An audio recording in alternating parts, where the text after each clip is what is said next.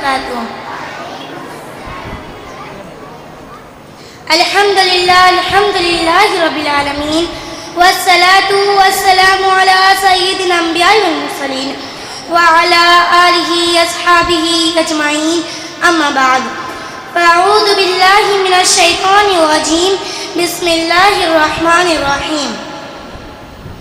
آج مجھے جس موضوع پر لب کشائی کرنے کا موقع دیا گیا ہے اس کی عنوان ہے سیرت النبی صلی اللہ علیہ وسلم۔ ابد کی سر بلندی میں کوئی تو راز ہوتا ہے، ابد کی سر بلندی میں کوئی تو راز ہوتا ہے، جو سر دے دے سر میدان سرفراز ہوتا ہے۔ جہاں پر ختم ہوتی ہے حدود عقل انسانی، جہاں پر ختم ہوتی ہے حدود عقل انسانی، وہاں سے مصطفیٰ کے شان کا آغاز ہوتا ہے۔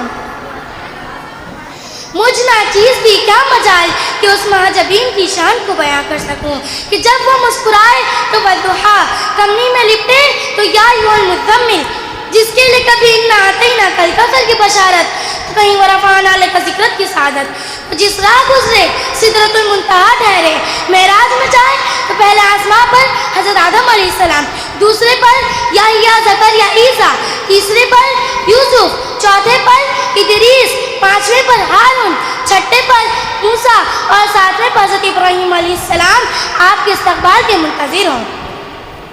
وہ جس کے لیے خود اللہ تعالیٰ سلامتی بھیج کر فرمائے السلام علیکہ ایھا النبی رحمۃ اللہ وبرکاتہ۔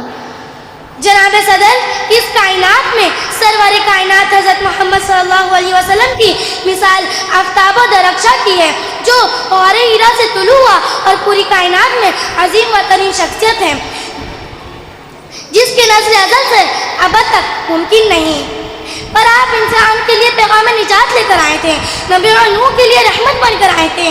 میرے نبی وہ نبی تھے جس کی امت ہونے کی خواہش تمام انبیاء کو تھی، اور ہم کتنے خوش قسمت ہیں کہ ہمیں سعادت بن مانگے مل گئی۔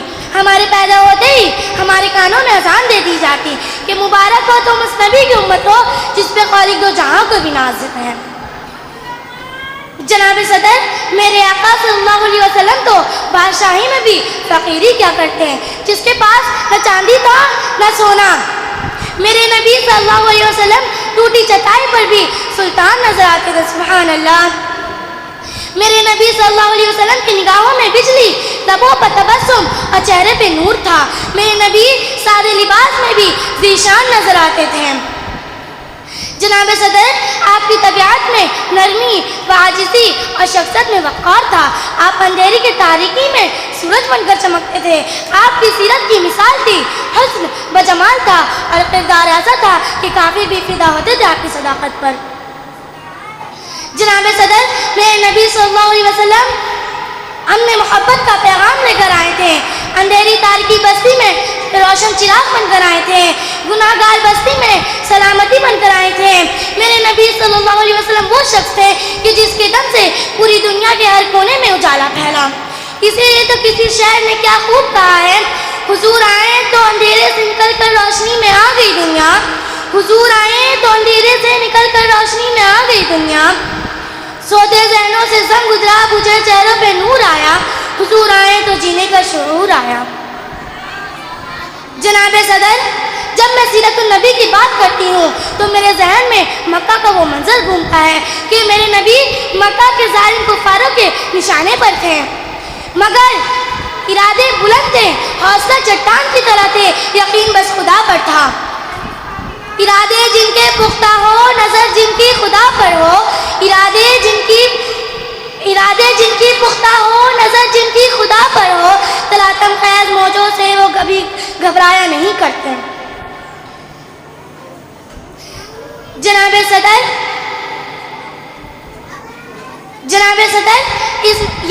یہ موضوع پہ اگر میں تفصیل سے بات کرنا چاہوں تو سورج ڈھل جائے، دن ختم ہو جائے، مگر یہ موضوع اپنے اختتام تک پہنچے گا نہیں۔ جناب صدر، یہ موضوع لفاظی